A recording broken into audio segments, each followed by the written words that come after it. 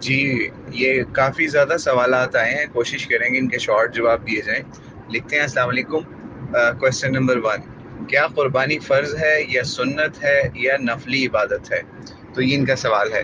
جو ہم قربانی کرتے ہیں عید الاضحیٰ کی، تو یہ قربانی جو ہے یہ سنت، اس کو زیادہ علماء نے، فقہاء نے سنت لکھا ہے، نبی علیہ السلام کی ایک سنت لکھی ہے، ٹھیک ہے؟ اور ایسی سنت لکھی ہے جس میں آپ کو اختیار ہے اس حوالے سے کہ اگر آپ کے پاس مال و دولت نہیں ہے اور آپ کا کوئی بھائی آپ کی مدد بھی نہیں کر رہا اس کو کرنے کے لیے، تو آپ اس چیز کو چھوڑ بھی سکتے ہیں۔ اور اس کے علاوہ ہمیں ایسی روایات مل جاتی ہیں جس میں ہمیں اس صحابہ یا تابعین کے اندر یہ چیز بھی مل جاتی ہے کہ کسی سال انہوں نے جان بوجھ کے بھی قربانی کو چھوڑا، جس سے انہوں نے یہ ثابت کرنا یہی مقصود لگتا ہے کہ تاکہ مسلمان یہ نہ سمجھ لیں کہ یہ مسلمانوں کے اوپر فرض عبادت کی طرح کی ایک عبادت ہے، ٹھیک ہے؟ باقی جو حج کے اوپر قربانی ہے وہ تو حج کا لازم و ملزوم حصہ ہے، وہ لازمی کرنی چاہیے، ٹھیک ہے؟ تو لیکن بہرحال اللہ کریم کو معلوم ہے ہمارے پاس کتنی کیا استطاعت ہے، تو اگر ہم پھر بھی قربانی نہ کریں تو یہ بہت غلط فعل ہے۔ باقی جو حنفی مسلک کے نزدیک جو ہے وہ قربانی کو واجب سمجھتے ہیں، اگر کوئی صاحب استطاعت ہوتے ہوئے بھی قربانی نہ کرے تو وہ اس کو واجب سمجھتے ہیں، اور جو بندہ ایسا نہ کرے اس کو وہ مطلب یہی کہتے ہیں کہ وہ گناہ گار ہوگا۔ تو یہ کچھ ہے معاملہ جو کہ ہم نے آپ کے سامنے بیان کر دیا، لیکن بہرحال نبی علیہ السلام کی اگر سنت دیکھی جائے تو اس سے ہمیں یہی پتہ چلتا ہے کہ مدینے کے اندر آپ قربانی کرتے رہے تقریباً مسلسل 10 سال کے قریب، ٹھیک ہے؟ وہ ہمیں روایات میں مل جاتا ہے۔ اس کے علاوہ ہمیں یہ نہیں ملتا کہ نبی علیہ السلام نے اس پہ کوئی سختی کی ہو، زبردستی کی ہو کہ جو بندہ قربانی نہیں کرے گا اس کو یہ ہو جائے گا وہ ہو جائے گا، لیکن بہرحال قربانی کو پرموٹ ضرور کیا نبی علیہ السلام نے، جیسا کہ صحابہ کے اندر نبی علیہ السلام قربانی تقسیم بھی کیا کرتے تھے، یعنی قربانی کرنے کے لیے نا جیسے ایک صحابی تھے تو جب قربانیاں تقسیم ہو گئیں تو ان کے لیے صرف ایک چھوٹا سا جانور بچا، اور وہ مطلب چھوٹی عمر کا تھا، ٹھیک ہے؟ دوندا نہیں تھا، تو انہوں نے اس کی اجازت لی، نبی علیہ السلام نے اس کی بھی اجازت دے دی، ٹھیک ہے؟ اب اگر یہ کوئی اتنا ہی ہلکا یا نارمل عمل ہوتا تو نبی علیہ السلام ان کو بتا دیتے کہ بھائی یہ جو ہے وہ اگر تم نے نہ کی تو تمہارے ساتھ یہ ہو جائے گا، اگر تم، اور تمہارے لیے آسانی بھی اس لیے پیدا کی جا رہی کہ اس کی فضیلت زیادہ ہے۔ تو اس لیے یہ چیزیں ہمیں نبی علیہ السلام کی سنت سے نظر آتی ہیں جو کہ ہم نے آپ کو اس میں بیان کر دی۔ اب بندے کو خود سوچنا چاہیے کہ اس کی کیا حیثیت، حالات ہیں اس وقت، اس میں نہیں پڑھنا چاہیے کہ فرض ہے، سنت ہے یا نفل ہے، بس ایک نبی علیہ السلام کا طریقہ ہے، ہمیں اس کو اپنی استطاعت کے مطابق سر انجام دے دینا ہے تاکہ اس سے کوئی ریاکاری کا بھی عنصر سامنے نہ آئے اور ہم اللہ کے حکم کو بھی سر انجام دے دیں۔ دوسرا سوال ہے قربانی کس انسان پر فرض ہے، کیا کنڈیشن ہے قربانی کی؟ تو یہ بھی میں نے کچھ پہلے سوال میں بیان کر دیا۔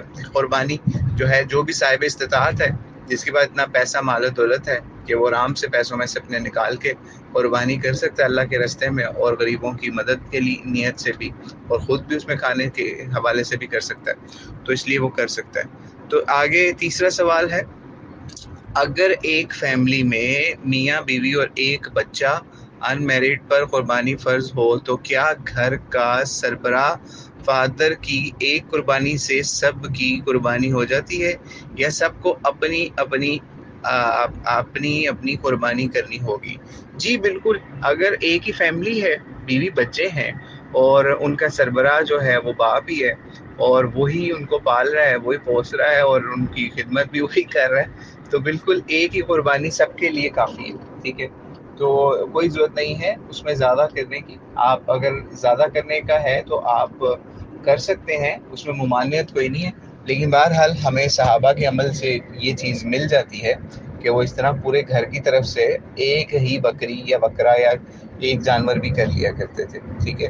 اس کے اندر یہ مسئلہ بالکل نہیں ہے کہ اگر آپ کے بچے ہیں زیادہ، مثال ہے کسی کے 7 بچے ہیں تو وہ کہ میں ان کے لیے ایک گائے لے لیا، یہ اس میں 7 حصے جو ہیں ان 7 بچوں کے، یہ چیز بالکل سنت نبوی سے یا صحابہ کی سیرت سے بالکل ثابت نہیں ہے، ٹھیک ہے؟ آپ دیکھ سکتے ہیں کہ نبی علیہ السلام جو ہے ان کے بارے میں مشہور یہی ہے کہ 2 کبشین جو ہیں یا 2 جانور جو ہیں، 2 مینڈے یا 2 بکرے کیا کرتے تھے، ٹھیک ہے؟ یا انہوں نے کیے، تو وہ انہوں نے اپنے خاندان کی طرف سے کیے، اور آپ کو پتہ ہے ان کی کتنی اس وقت بیویاں تھیں اور کتنے اہل و عیال تھے، ٹھیک ہے؟ تو اس لیے کوئی ایسا مسئلہ نہیں۔ آپ ایک جانور بھی اپنے پورے خاندان کی طرف سے کر سکتے ہیں. اس میں یہ کوئی نہیں ہے کہ آپ نے سب کی طرف سے علیحدہ کرنی ہے.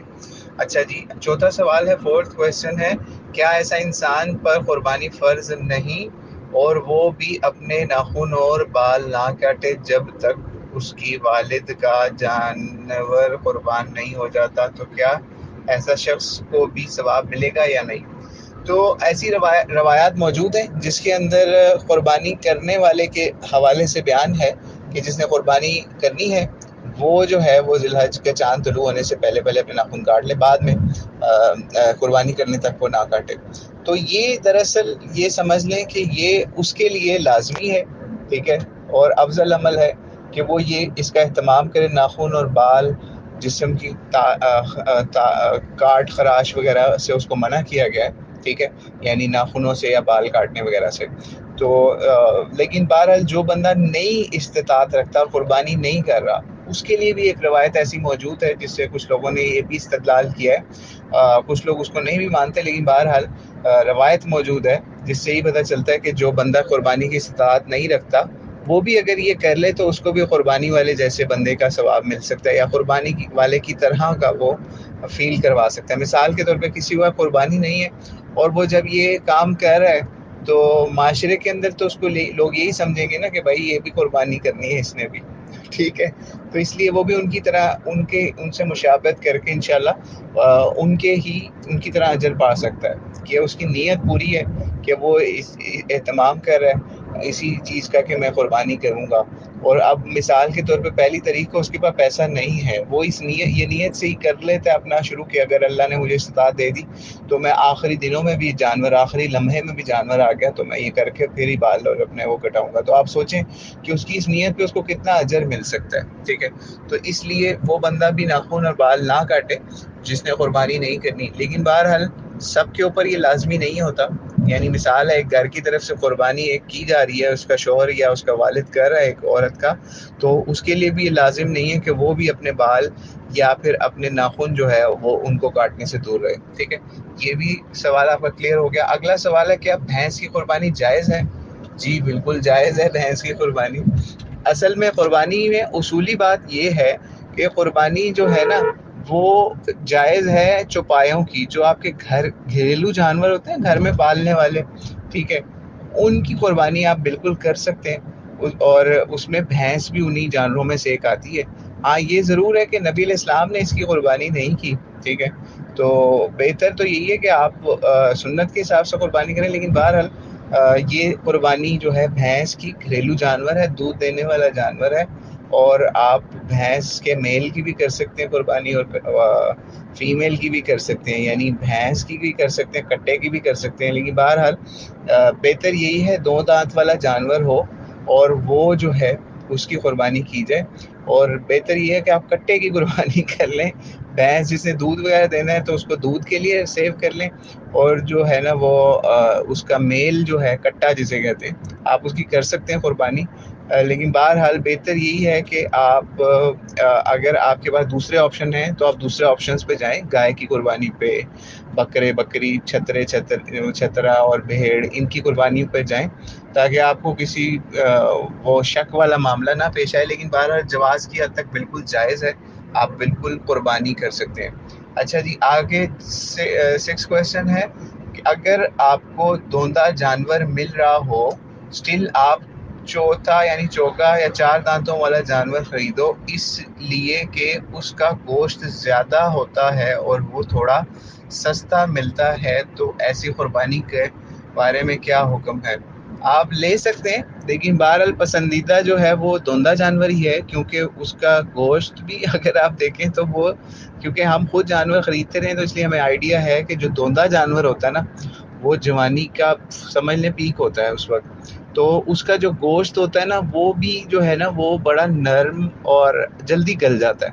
لیکن جو چوگا جانور ہوتا ہے، 4 دانتوں والا جانور ہوتا ہے، اس کی عمر زیادہ ہوگی ہوتی ہے، تو اس وجہ سے اس کی جو گوشت ہے نا اس کو گلنے میں بھی ٹائم لگتا ہے. تو بہرحال دونوں ٹھیک ہیں، لیکن افضل اعلیٰ یہی ہے کہ آپ دوندے جانور کی قربانی کریں. بہتر یہی ہے، جس کو سننا بھی کہتے ہیں، دوندا بھی کہتے ہیں. تو آپ وہ دھوندے جانور کی بہتر ہے. لیکن اگر آپ کو اچھا جانور، خوبصورت اور زیادہ جوانی والا جانور جو ہے، یا زیادہ زبردست اور زیادہ گوشت والا جانور چوگا نظر آ رہا ہے تو آپ اس کی بھی کر سکتے ہیں، کوئی اس میں ممانعت نہیں آئی.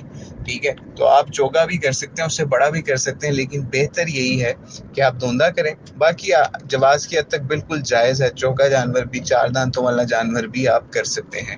تو آپ کے 6 کے 6 سوالات کے جواب الحمدللہ ہو گئے. تو اللہ کریم سے دعا ہے اللہ کریم ہمیں قربانی کرنے والا اور اس قربانی سے دوسرے مسلمانوں کو فائدہ پہنچانے والا بنائے. واللہ اعلم بالصواب. السلام علیکم ورحمۃ اللہ وبرکاتہ.